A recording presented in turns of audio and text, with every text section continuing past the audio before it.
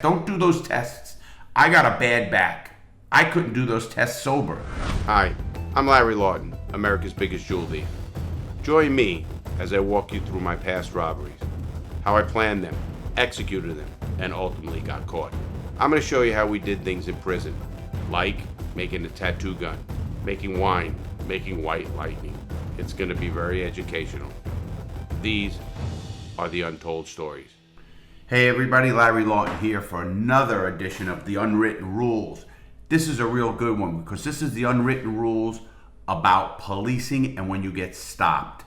But before I get started, please check out our Patreon, check out our YouTube member programs, check out the links below. My book is there, Gangster Redemption. What a great book. Everybody's raving about it, of course.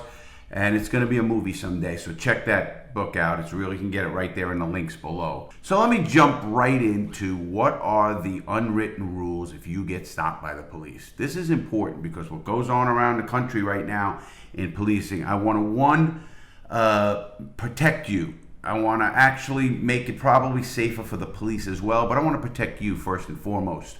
And here's what I do. So if you know what I do, and I'll tell you why this is an important topic to me. And if you don't remember me telling the story when I first got out of prison, I'm telling you what, that to this day, I was just thinking about doing this video and it gave me chills to think about what exactly happened. And just a recap, when I got out of prison, I got out August 24th. Here it was in December, in the middle of December, and I was going to golf with my friend Dennis up at a place called Harmony Golf Course in Central Florida.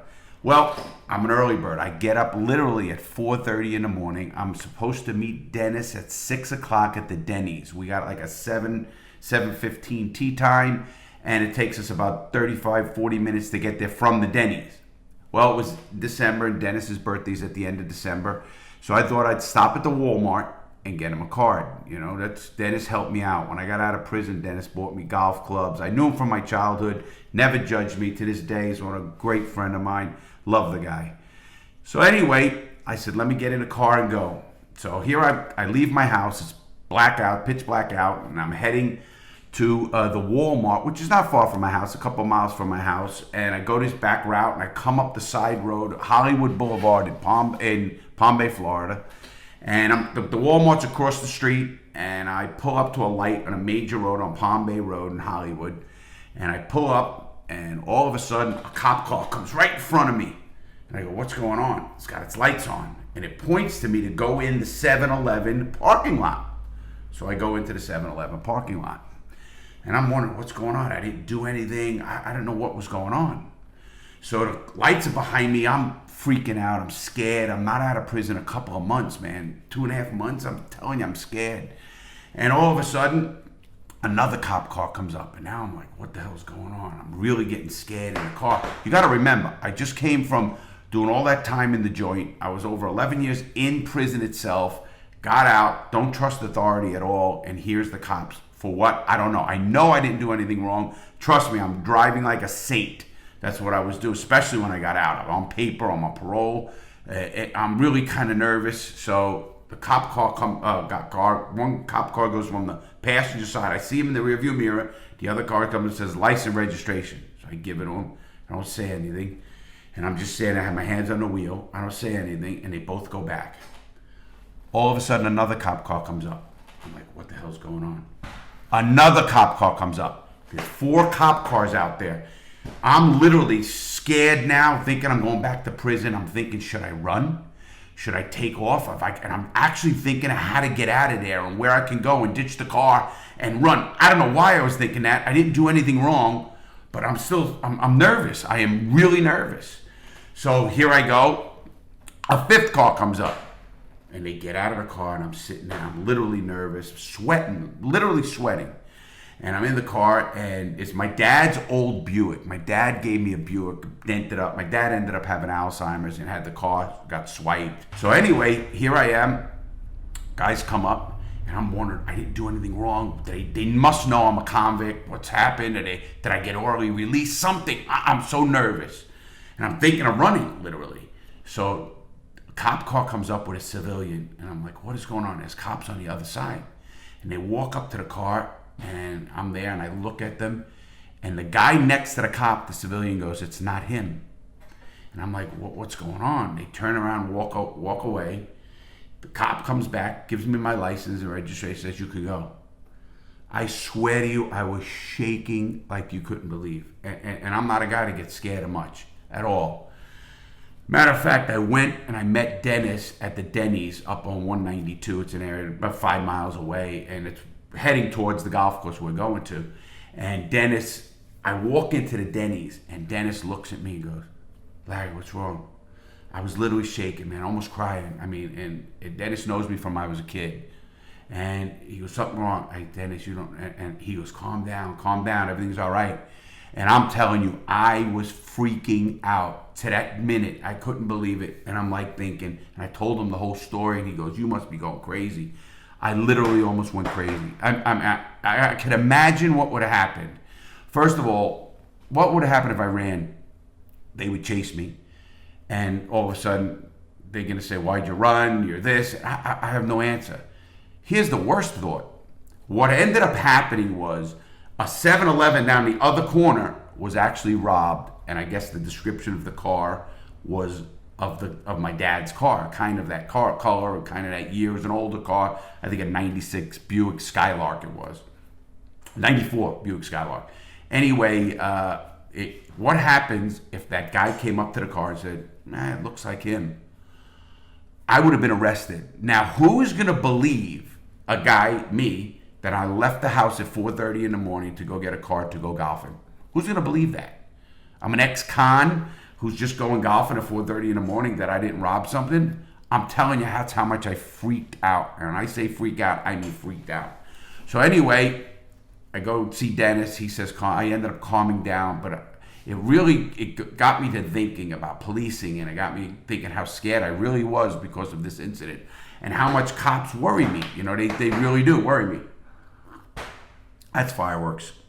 So anyway, here I am, I go golfing, but this got me to thinking about this video, and it still gives me little chills though. And anyway, so what do you do if you get stopped? You, a civilian, anybody, I don't care who you are, young, old, middle-aged, if you get stopped, what do you do?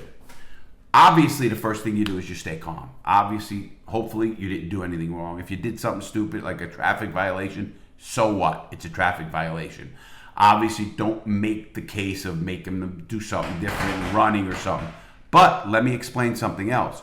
You don't have to stop right there in the middle of nowhere with a cop. You could pull up to a 7-Eleven, or you could pull up to a busy area if you don't trust the police and you want to pull somewhere up to somewhere where there's other people around. That might be a good idea, especially if you're a woman and things happen. I know women who've had issues with police, and they said they hit on me, they did certain things. Pull somewhere where there's other people around. You can also pick up your phone and dial 911. You can do that and say, "I'm being followed by a cop. Is this legit? And if it is legit, I'd like to have a sergeant come here because I'm nervous. I'm scared.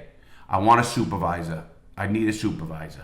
You can do that. You can call and do that right there, 911. Say, "There's a guy following me. He's got lights on. Is it a cop? And if it is a cop, I'd like a supervisor here because I'm nervous and I don't think I did anything wrong, but I want a supervisor." You can do that. Bring more cops there so you could feel more comfortable. Obviously, I don't know how much comfortable you'll be because we've seen what happens, but that's okay. Not all cops are like that. So here's the next thing. Now you stay calm. You either you pulled over into that area. Keep your hands on the wheel. But before you do that, here's what I do. I take my cell phone and I take it and I put it on the voice notes and start it. I hit the voice notes and start it and put the phone down, facing down so they don't see that it's on. But everything is being recorded on my phone right then and there. If you really feel scared that they might do something, you can go live. You can go live on Facebook. You can go live on YouTube. I thought about that. After coming out with the video against the sheriff of this county I live in, I thought about if I got stopped, one, I'm going to call 911. I want assistance right away. Number two, I'm going to actually go live so everybody out there, you guys, my friends, my fans, can watch what's going on, and it's also be recorded in the iCloud. So if they took my phone, you'd all see it and everything would happen. I'm actually thinking of getting what they have these things called car cams, that you can actually film what's going on in your car and it goes up to the cloud automatically. I'm actually looking into that because the more I use the Larry Lawton's action crew to get justice for people who have been wronged by either police or the prison system or whatever, you become a target. You really do. And thank you all, my fans. I really mean that. Thank you guys. You don't know how much that means to me. It means a lot. So anyway, here we are. You put either your phone on. If you don't have that, just thinking quick, put your phone on down and obviously keep your hands on the wheel. Now, when the cop comes up to your window, of course, you roll it down. You can only roll it down this much if you want. You can roll it down. You can actually legally put a sign up there if you want. Say, I don't trust the police, whatever the issues is, you can give me a ticket, here's my license and number, or put it through the thing, they can run that. You can do that. But I will roll it down, and I just sit there, and if a cop says to you, you know what you did? Don't answer him. Don't answer him. It's not your job to answer him, to tell him what you did wrong. Don't say anything. Say, I don't understand what you mean. I don't understand what you mean. Now, I also tell people this, and I hope you don't do this. If you please don't drink and drive. Please don't drink and drive. That's a big issue I have. But if you were drinking and you might think you might blow or whatever, it might be blowing too much. If a cop asks you to get out of the car, you never ever blow. Because if you don't blow, they don't have that. Now, your license will be suspended for a year. But listen, if you blow whatever it is and you get arrested, it's going to be suspended anyway. Don't blow and don't even talk or slur your words or anything. You actually get arrested, get out the next day for $500 or nothing, some around RORs. Get out yourself and that's it. And then you handle it from there with a lawyer and everything else. But do never blow. You never blow into a breathalyzer. Because one, if they want to do those tests, don't do those tests. I got a bad back. I couldn't do those tests sober. Try to do the alphabet backwards right now. I couldn't do it. Z or X, Y, U, V, W, X, Y, Z. I couldn't do it. I couldn't do it going backwards. Are you kidding me? I have a tough time doing it going forward. But don't ever do that, obviously. So you don't do that. So you don't do anything. But besides that, this is a regular general stop. Keep your hands on the wheel. And when he asks you to do something, you say, my license and registration in my glove compartment. I'm going there. There's nothing in it. Meaning there's not a gun. If you have a license for a gun, you tell him immediately, I have a license for a concealed weapons permit, it's in the car. Or I have a gun in the car and I have a license, it's in the glove compartment. He might tell you to stop, don't do anything, keep your hands on the wheel, listen to his commands at all time. You got to remember, a traffic stop for a cop is pretty dangerous as well. They don't know who they're running against. I'm a believer in, I don't even believe they should be stopping people unless it's a dangerous situation. You hear them stopping people for a tail light or a license plate light. What a one that is. And obviously it's just an excuse to stop somebody. I don't believe they should do that. I think what they should do with anything like that is either write it down. You got to film. They got their camera right there on the police car. They could take it. They could issue you a ticket and you could fight it or not fight it, and they could do it easily. There's a lot better ways than having them stop somebody just for a stop just to see what's in the car. And I don't like that stuff that it's an excuse to see what's in your car. Unless you're dangerous, unless you're driving erratically and you might be drunk and you might hurt somebody, unless it's obvious if it's a stolen car or something really illegal, I get it. Or if the car is not even safe to be on the road. I mean, whatever you want to call it, the light's half off, everything's hanging down, something's wrong. They shouldn't be stopping people. I think that's a big contentious issue they have today because they're stopping people and they're turning into really serious situations. I don't believe they should have to do that just for a traffic stop. I think we've become too much of a police state by doing that. That's my opinion, and I'd love to debate it with any cop out there. I don't think we need cops to be our guys against us. I just don't believe in that. I think they should be part of us, part of the community. Would you stop your friend? Would you stop your neighbor for a tail light or even a license plate light? You can even give a warning through the mail. Say, hey, listen, you got his tail light out. This is a warning. Get it fixed. If we see you again, they can do that all through the mail. No interaction with citizens. Put them in danger and put you in danger, because if you're a civilian and you just don't know what I'm telling you, all of a sudden you do that. So that's crazy. You shouldn't do that. They should not stop just to stop. So now the cop stops you. He asks you your license registration. He goes back. They all do that. They'll tell you, don't get out of the car, don't do everything. You know, years ago when I was younger, you used to get out of the car and you can meet them and they, oh, now it's free. Get in the car, get in the car. They want you in the car. Well, obviously you're in the car and now you're sitting there worried. Now he's watching you. Remember that as well. He's watching you through the window or whatever he is. So don't make any movements to go into a glove compartment or under the seat or anything like that. You're just going to get him all nervous.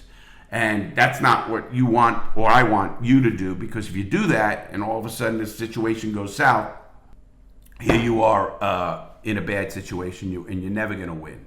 Now, if the cop comes up to you and he's an asshole, happens, I'm sure, and he just talks nasty to you, whatever, remember, you have it recorded. You have it recorded.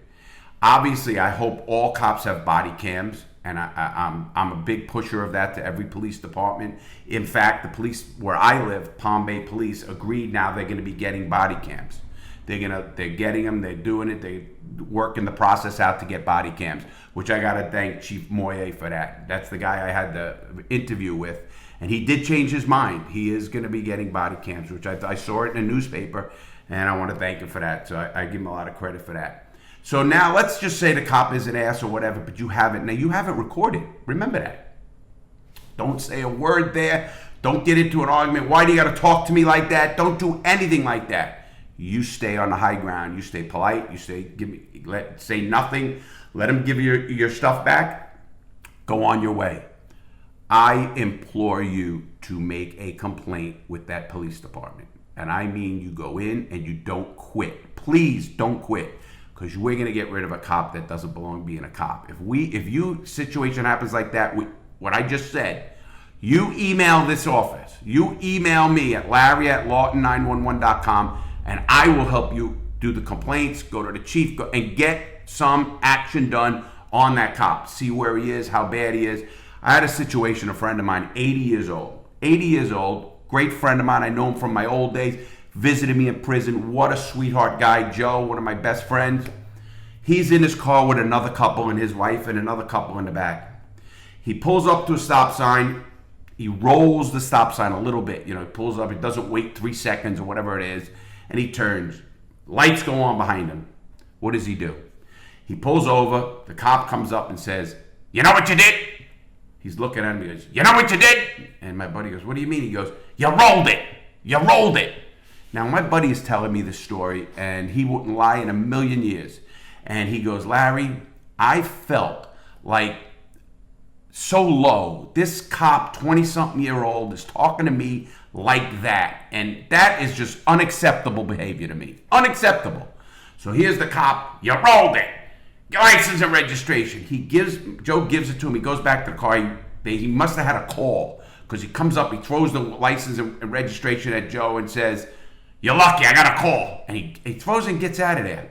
Now let me tell you how bad that was. Not only has Joe told every person I know that whole story. Every person I know, Joe has told that story.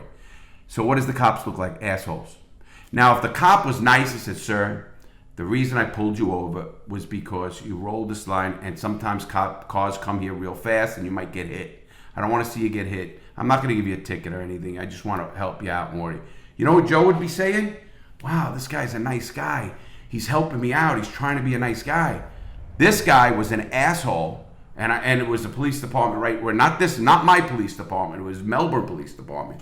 And I'll tell you what, to me, that was terrible. That is not the way to be a police officer, and it's a shame that cops do that. But they do that. But you, as a person, have the opportunity now to not only file a complaint. If Joe would have had that recorded, I would have loved to fight them all the way to the chief, to everybody, to the city. Get rid of these guys, because that's not the kind of guys we want to be cops. I told you, I believe in cops that are good cops. I believe in cops that are helping the community. Remember what I just said. If they don't want to help the community, they don't belong being a cop. Period. Don't belong being a cop. You don't want to help this community? Don't be a cop. Not everybody's built to be a cop either. Trust me, not everybody is built to be a cop. Your demeanor, people curse you out, whatever. You got to have such restraint. Why am I so adamant about this? Because a police officer is the one person that could take your liberty away or take your life under the color of law. Carries a gun and a badge, and he can take your life or liberty under the color of law on his word, on what he says. This isn't a citizen's arrest. He is arresting you on behalf of the police department and the city of wherever he works. So they need to get rid of people like that. They don't belong being cops. That's end of that. But if you record that incident, believe me, we will do. So if that happens with anyone out there, please, you can help us and you send it to me, and I will help with you guys, and we will get rid of that cop. We will get rid of him, and we will get retraining on that whole department, because at this point, cops shouldn't be like that. If they're not seeing the issue, and this is the first time in my whole life that I've seen actual reforms going to be happening, and I really believe that. I don't believe in defunding the cops. I do believe in reappropriation of funds. That means they don't need to buy tanks. They don't even all these command centers and all this crap they never use. Come on, how many times they use it? Never use it. Use that money for community policing. Use that money to build a gymnasium for kids. Use that money for education for people, or food drives, or whatever you want. When I see cops doing the right thing by people, I applaud it up and down, all around. I love it. But when I see them doing stupid things with money and stuff, that's not right either, because that's our money. Everybody got to remember, cops work for us. So that's important to me. So that's how you actually handle a police stop. Then he gives you your license and registration. You go by, you wait till he leaves, or he'll stay there. You put your single light on, you get out of there and go. And don't, make sure you keep everything right, your license plate. Make sure you have your registration and your license on you and everything is good. But even if it's not, don't run. That's a no-win situation. Don't run. Don't think you can outdo it. Get another ticket, whatever it's going to take. Handle them, but don't run, guys. Please. That's the worst thing you can do. All right, I think I told you all the ways, the unwritten rules, and what to do if you get stopped by a cop. Real important here. This is a good one because it's important. I want to save people and I want to help people. You know how I am. I love all my videos, Prison Architect, GTA. I'm loving all that stuff. But I love my book, Gangster Redemption. Love telling my story. I love trying to help you guys out there, young and old. And this goes to all of us. This video is very important. Please pass it. Please share it. Please subscribe. Also, please join Larry Lawton's Action Crew. We have thousands and thousands already. So we want to build that so strong that we can make change anywhere. And we're going to do that. Thanks for your help, everybody. So much respect for you guys. I really mean that. It means so much to me, all you guys, your love, your support, and everything you do. Thanks, everybody. Stay safe. Do the right thing. Stay in touch. Comment below if you want, please. I answer comments. I love reading comments. Take care, everybody. Have a great day. Stay safe.